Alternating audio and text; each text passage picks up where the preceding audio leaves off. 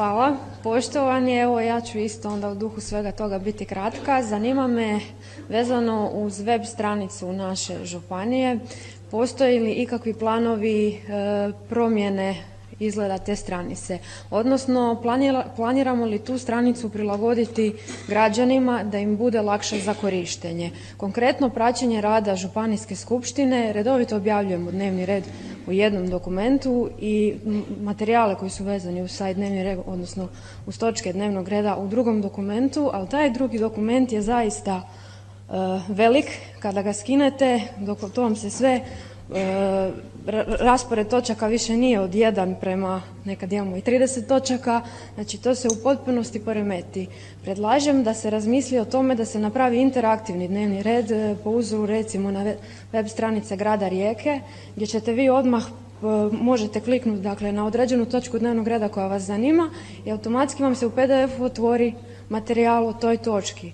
Zašto to kažem? Zato što ljudi, evo sad smo jednu pohvalnu inicijativu primijetili, dakle omogućavamo live streaming, odnosno direktno praćenje županijske skupštine, ali znam da postoje ljudi koje ponekad zanima materijal iz samo konkretnog rada upravnog odjela ili pojedine djelatnosti i takvima je puno lakše otvoriti dnevni red, pa tako kroz godinu 12 dnevnih redova naći točku koja ih zanima i direktno pristupiti toj točki, nego da oni sada skidaju svih tih 12 paketa, pa unutar tih 12 paketa prekopavaju, traže po dnevnom redu koja je točka. Dakle, zaista komplicirano, mislim da je nepotrebno. A pogotovo kad pogledamo stranice drugih županija i drugih gradova, mislim da se tu može puno usluga, odnosno kvaliteta unaprijediti, pa me zanima imamo li kapacitete da to odradimo. Hvala.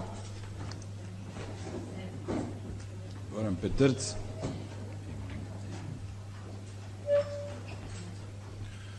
Poštovani predsjedniče, poštovani članovi Županijske skupštine, vidite iz sjednice u sjednicu Županijske skupštine da se ostvario određeni napredak vezano kako za praćenje rada same skupštine i otvorenosti skupštine prema javnosti, pa evo i ovaj današnji korak, prvi prijenos Županijske skupštine uživo putem interneta, jedan dosta veliki iskorak gdje omogućavamo svim našim žiteljima, ne samo naše županije, nego širom svijeta, tko god je zainteresiran da uživo prati rad ove sjednice.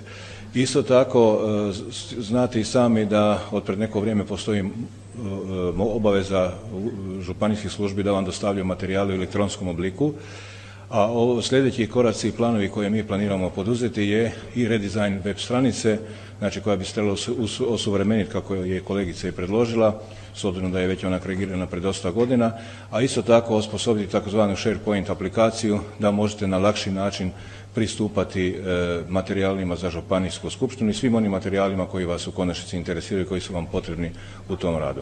Dakle, mi u planu imamo redizajn web stranice, a isto tako i prilagodbu SharePointa zahtjevima članova županijske skupštine i svim onima kojima to treba, s time da smo donesli odluku da to napravimo, smatramo da imamo dovoljno vlastitih snaga, da ne angažiramo vanjske suradnike ili da ih angažiramo u što je manje mogućoj mjeri kako bismo u tom dijelu postigli maksimalne uštede, znači da trošimo što je manje moguće proračunskih sredstava za tu vrstu usluge i da izvršimo sve ono što možemo sami vlastitim snagama. Hvala.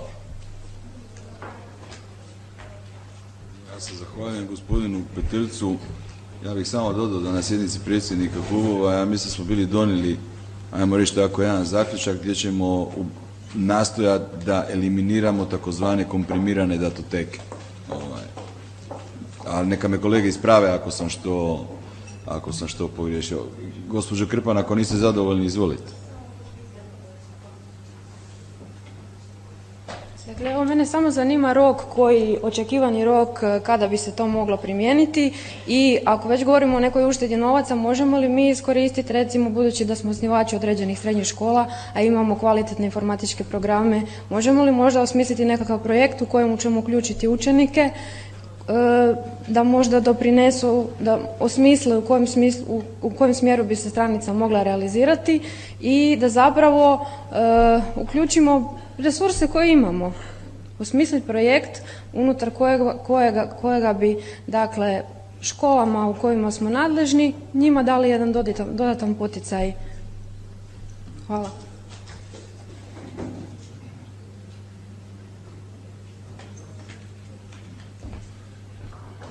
Pa eto, nakon uspješnog stavljanja u funkciju Wi-Fi mreže unutar ove zgrade, a isto tako i prijenosa Županijske skupštine uživo, stekli su se uvjeti, znači da se prilagode aplikacije koje će SharePoint i web stranica koje će omogućiti bolje praćenje, znači skupštine kako vas županijskih članova Županijske skupštine, tako i naših građana.